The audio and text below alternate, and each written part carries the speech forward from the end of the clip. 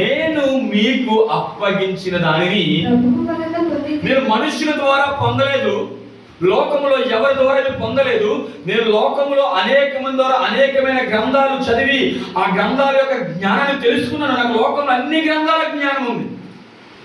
అది నాకు మనుషులు నేర్పించారు, గురువులు నేర్పించారు, అనేక మంది దగ్గర నేర్చుకున్నాను ఇది.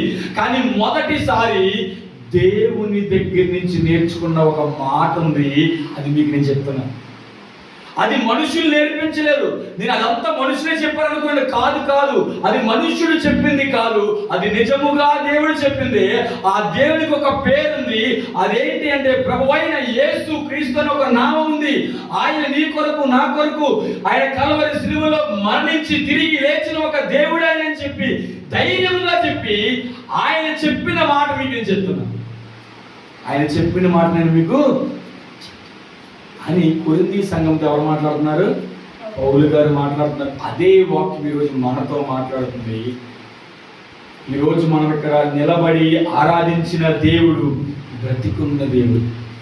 హల్లెలూయా. సమాధి ఉంచలేని ఒక దేవుడు, సమాధి ఆపలేని ఒక దేవుడు, సమాధి కూడా ఏమీ చేయలేని ఒక దేవుడు ఈ లోకములో ఎవరైనా ఉన్నారు అంటే అది కేవలం ప్రభు అయిన యేసు క్రీస్తు మాత్రమే.